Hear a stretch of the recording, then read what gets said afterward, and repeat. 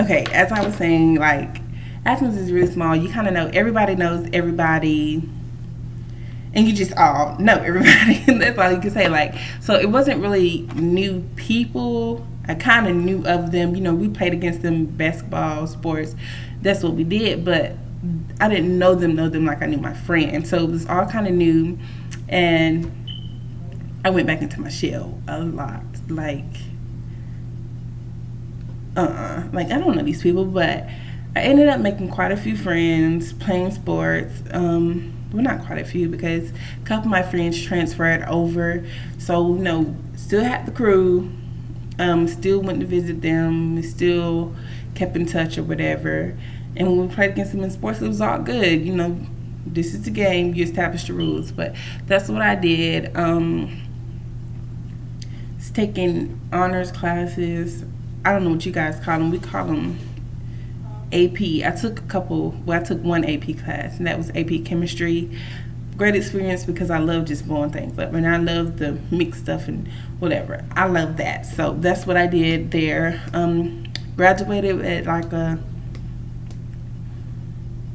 3.5, 3.6 GPA. Not quite sure. But going to college, me and my dad butted heads like crazy because I wanted to go to FAMU. Like that was my school. My mom, we always talked about going to an HBCU. Like she wanted us to learn the history, and I was like, that's what I'm doing. I'm going to FAMU. Weighed out my options. I had applied to Georgia State. Wasn't really feeling it because it was in Atlanta. Like that's not far. You can come visit me whenever. No. I applied, I got in, I got a full scholarship, but you couldn't tell my dad that. Like, he could not, like, it did not sink into him that he didn't have to pay anything. He swore up and down he would have to pay for this and this, and no matter how many people told him, family members that went to college and everybody else, no matter who told him what, he was determined that he was going to have to pay for something. So, and I couldn't do anything because he was my ride down there. I knew how to drive, but nah, you know, so I ended up going to Georgia State, staying with the cousin because the dorms, I was on the waiting list for the dorms. Ended up, not even the first semester, ended up having to withdraw because my cousin wanted to do something else, and I was still on the waiting list for Georgia State. So that didn't work out. All in the meantime, I had a boyfriend who was my ex-husband. He was in the military. He was in the Army. He was overseas, but I knew him because we went to school together. I was 18. He was like 20 something, I think. I don't know, can't remember. He's 22, 21, 22. Yeah, something like that. But knew him from a while. His younger brother went to school with me. And we just kind of, I met him while I was in high school. We talked, we were friends first, and somehow or another, when he came home from leave, we decided that, you know, this is what we want to do. We was already dating. And I had applied to Armstrong Atlantic State University in Savannah, and I got in, and I was supposed to go for orientation, and he told me that he was getting stationed down there at Fort Stewart. So I was like, okay, this is cool, that'll work out. But I had already got in, and he was home on leave, and we was talking, and he was going to take me to orientation since he was on and he was moving. So I was like, cool, that's fine. We had talked about marriage, but it was like a long way off. You know how you talk about stuff? Yeah, I want marriage, a long, long, long way off. However, when I went there for orientation, my dad started tripping and blah, blah, blah. I got kicked out of the house for, I don't know what reason, but it happened. Got kicked out, and we ended up moving together sooner than we thought. And since you can't being that he was in the Army, I couldn't stay in his barracks, even though he had an empty room, because it's not what he did. He was a single soldier. So I was going to have my own apartment, and he was going to do that as well. But instead of doing that, he was decided to propose, make a proposal that we get married, and so both of us could be together. We're in the same city, just doing everything. So we got married December 11th, 2007. I was 18. He was 21, 22. I don't regret it because I met a lot of wonderful, wonderful people. I still have friends in the military, and I just met a lot of great people, and it was a great, great experience for me. Let's see. We divorced 3.5 years later. I got divorced 2011. Almost 4 years in April. It was April 2011. At that time, we had been separated for a while, and I had moved back. Well, no, not for a while. For like,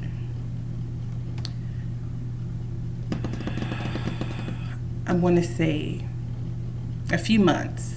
Well, more than a few months, maybe like 6 months, because he was out doing his thing, if you know what I mean, and he went back and forth about not wanting to be married, wanting to be married, divorcing, marriage, and like it got to a point to where like, okay, what are you gonna do?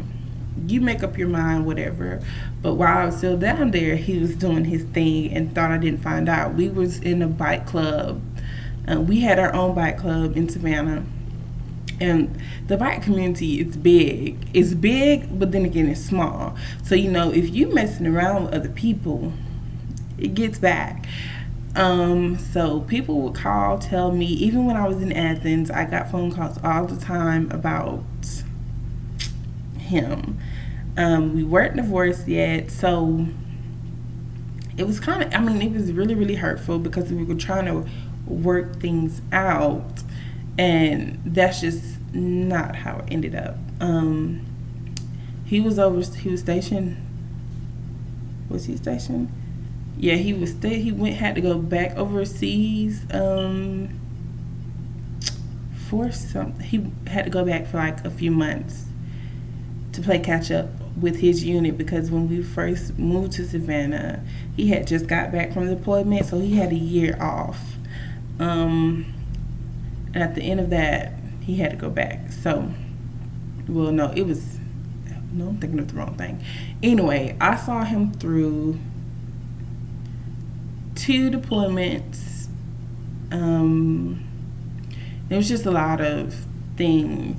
Like, just, I don't know, military is a whole nother experience. Like, you have the military world inside of the civilian world. And I'm telling you, like, when I came back from the military, like, that world, because you're engrossed in that world. Whether you marry someone in the military, you're dating someone in the military, or if you are someone in the military, parents, whatever, family members, you are engrossed in that lifestyle. Like, that is your life, and you kind of forget the civilian world because no one understands what you're going through better than those who are going through the same thing.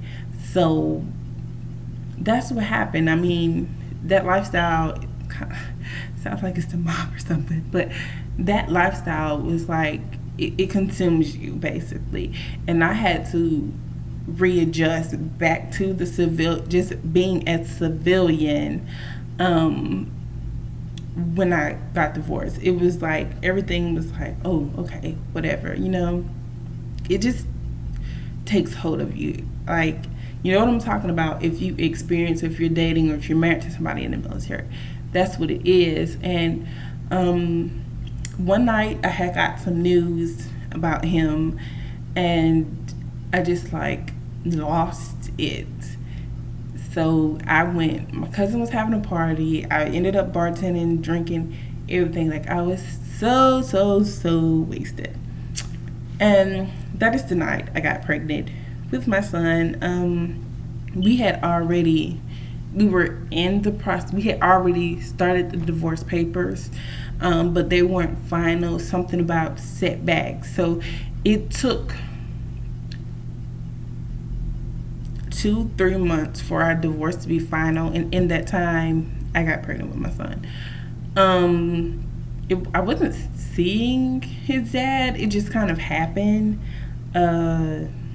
That's another story. But it just kind of happened. And me and his dad are really close. Like, this her son, we're friends, like we're tight. But after that, I didn't find out I was pregnant until after the divorce was final. Like, if you see my pregnancy story, then you know, almost 4 to 5 months, well, almost 4 months before I found out I was even pregnant. So I was out of my first trimester by the time I found out I was pregnant. So I didn't have that much time to prepare. Everything's just been, after that, it's kind of been rough. I mean, not rough, but I was staying with my dad when I came back. Some things happened. They were behind on their bills, even though I was helping out. Before I moved there, they were behind, and we ended up having to move, and I had to go stay with another family member. And then after that, I went to stay with another family member until the apartment that I was ready. So I stayed with 3 family members and moved myself all 3 times while being pregnant. The last time I had just had Carson, so I moved from there. But kind of, not saying I had a rough life. It's not been. It's just like, shit happens. Sorry for the language, but shit just happens sporadically. That's what happened. I mean, I don't regret anything up until, I don't really regret, because it made me who I am. And during that time, I just got closer with God. I'm not gonna say, like, when I was married, because I was raised up in the church, and I just needed a break. Like, you know how you need a break? Like, until after my mom died, when my dad, because my dad didn't really go to church. So that was when, I didn't go to church. When I was married, we prayed or whatever, but we didn't go to church either. We was doing whatever we was doing. And, yeah. So I got back when I moved back up here, and I had to stay with my sister. I was staying with my sister, and she got me back into church. And I love the church that I'm in. Things have gotten really better, really better. And I'm on my feet. When I got my own place, everything just kind of snapped into place. Got a job. Well, I had a job already, and I was doing that, and I was on leave, and I don't know. It's just, things just been, but things happen. I lost my job in August of last year, due to transportation issues. Because, let me tell y'all this story. I was in my house doing my hair. I was getting micros in my hair, and somebody was showing off outside the apartment complex. You know how you want to do boys being boys in their toys. He's doing burnouts and shit. We heard it and was like, these stupid ass idiots. Ended up, he lost control of his car, and he smacked my car against somebody else's car. He moved my car 2 parking spaces over, collided with another car, and he wrecked he wrecked my car completely. Like, it was whatever. He messed up the suspension. My trunk was smashed in. None of my headlights worked. Tail lights in the back, none of those worked. The side was messed up. And by the time somebody notified me that my car had been hit, he had left. Nobody, and because this is, I'm gonna say, they want to call this the hood. They think this is the hood, because black folks being black folks and not telling, I don't know who did it. I lost my car, and I couldn't do the insurance claim because there wasn't full coverage on it because it was such an old car. It wasn't worth getting full insurance, so yeah. Car still hasn't been paid. Police report was filed. Nobody still knows who's done it. So I lost that. I lost my car, and a couple months later, I lost my job because of transportation issues. Being late, trying to get to work. I walked to work, did whatever I had to do to get to work. But yeah, lost my job. I've made it though. Like, I haven't had a job since August. And the stuff, I'm like, I go to school, my bills still get paid, not tricking off, not doing anything. God has kept me this whole time. And I do jobs here and there. I mean, I have my hustle, you know, everybody has a hustle. I do hair from time to time, like natural hair, just twisting up whatever they want done. I do that from time to time. And I just do stuff. Makes me money, keeps me on my feet, and I don't have to worry about anything. And I have my son's father is a good father, so he helps out too. So I don't know, and that's where I'm at in my life. I started back school in earlier this year. Transferred my credits over.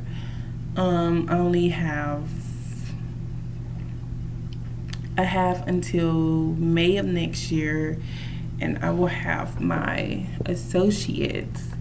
And then, since I'm doing business, and I have a lot of stuff that I want to do, I'm deciding on whether or not I want to go to another school or transfer, just finish it out here. But I'm thinking I'll just finish it out and just stick with it so I can go ahead and get it over with. But that's my life so far. My story up until now. Hey, it is what it is. I don't change anything. I wouldn't change anything. Everything has made me stronger and has made me just who I am today. And I thank God, because a couple times I could have been dead, but I'm still here.